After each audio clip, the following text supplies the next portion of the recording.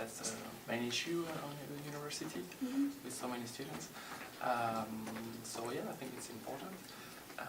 It's important as well to just to receive these emails, to be aware of what's going on, and the fact that probably like these facts were hidden for a very long time. So I guess that's a good thing.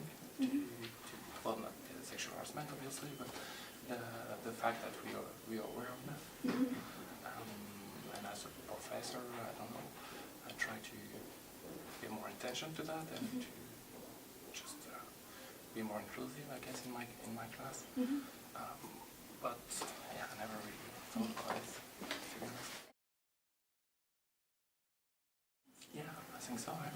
Well, I don't know for male college students, but I hope that will reach that they will be able to understand that. And I think more and more people are aware of that, and the fact that like male students get more and more aware of the fact that they are in some kind of like position of domination, and the fact that something are not acceptable.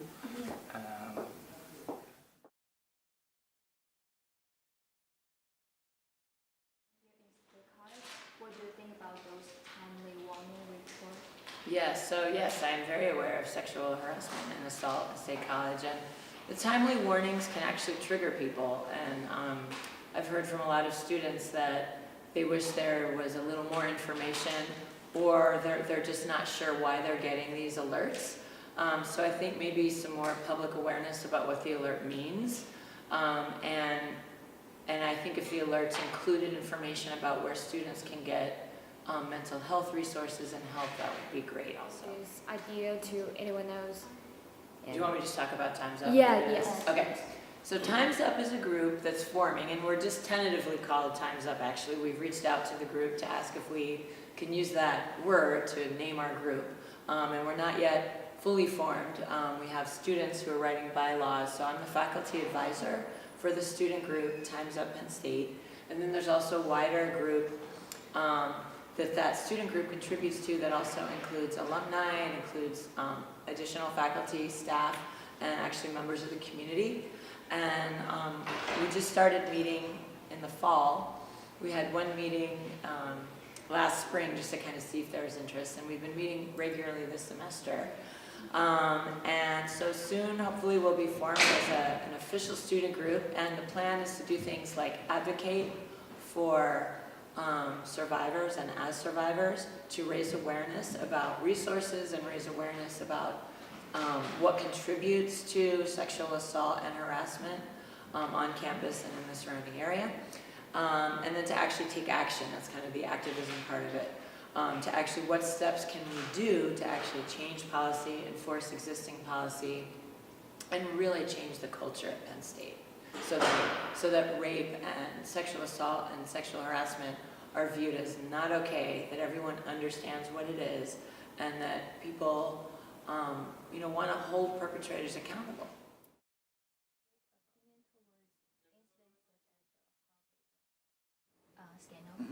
Yeah, there's no question that the fact that the Harvey Weinstein scandal has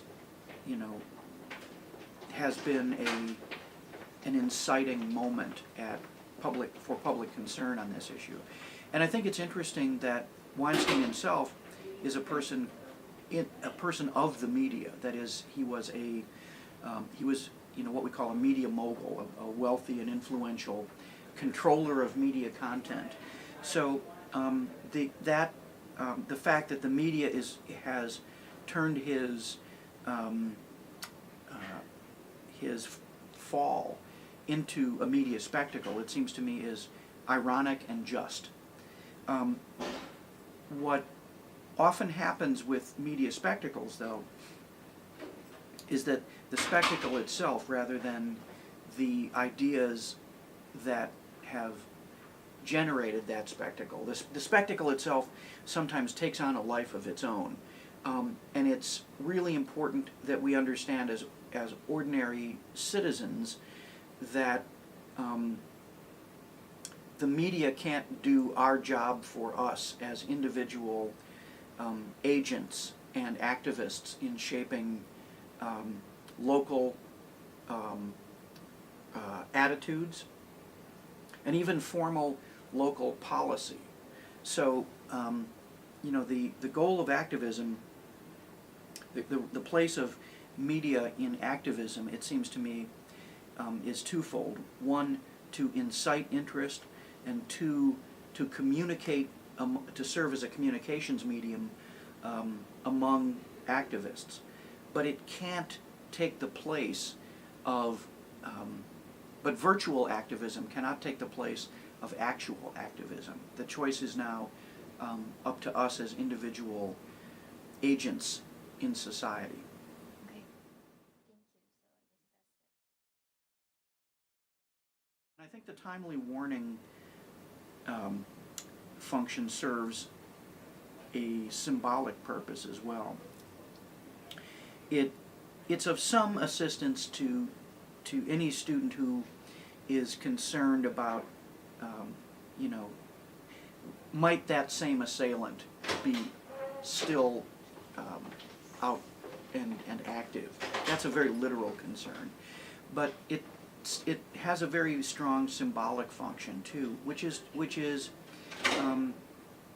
to remind us that every time such a crime occurs, that there is a victim out there, and that victim is a member of our community, and that a member of our community has been harmed.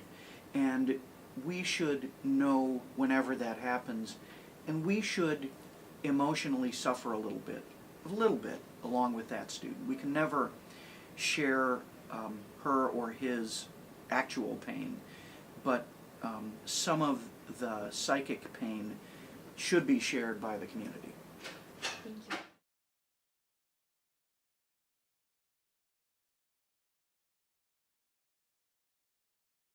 Yeah, I think so. It's still the media majority of men kind of control the media, and I don't think Japan is mature enough to do much more supporting the women compared to here.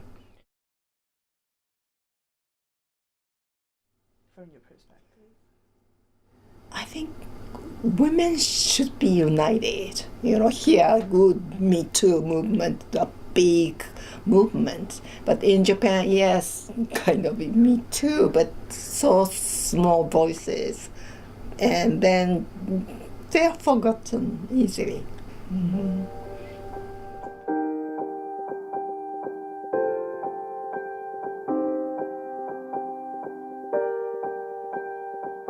I feel like girls refuse to speak it out because they're scared of the stigma that comes with it.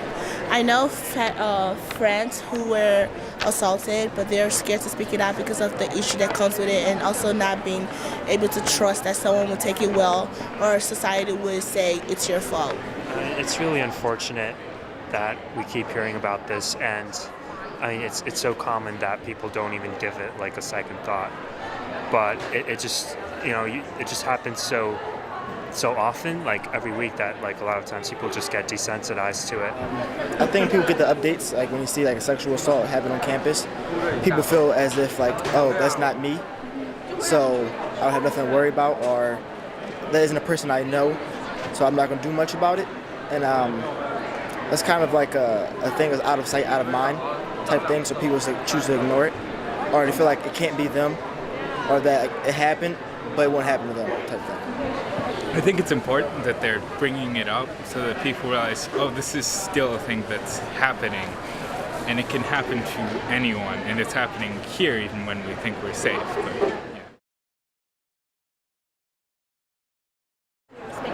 yeah, like if my friend ever that happened to my friend, I would encourage them to speak out, because one person can make a difference.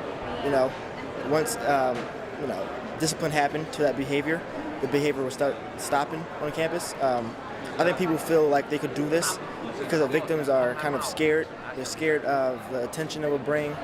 They're scared of the backlash that could happen.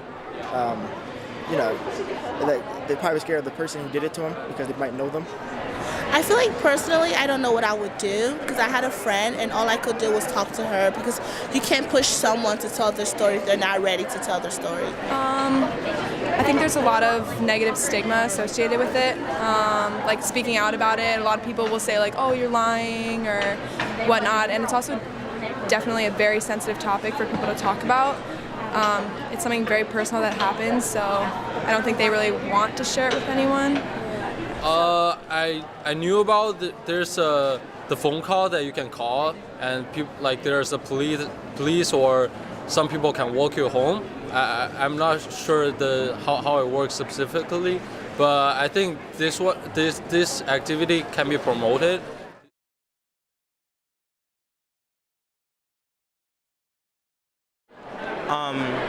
Because a lot of times in history, whenever a woman has or anyone has spoken out about sexual assault or harassment, they've usually been labeled as a liar and like they're not telling the truth, and then ends up hurting them even more. Maybe they are not comfortable about speaking about this. Maybe a boss really an employee relationship that's too distant. Maybe if people were were closer and warmer to each other, people would feel safer to talk about these things. I think mostly it will be embarrassment, fear, and all of those emotions. But things really happen. They have to speak it out, speak up and step up to show, to tell people what really happened. And only that's done, further actions will be taken. So I feel like it's very important for victims to speak up, and for us non-victims to support them. My mother's friend said once she was harassed by her boss. So she said that if you speak out, you might lose your job because the guy might be, in charge. So he will be fired. She will be fired.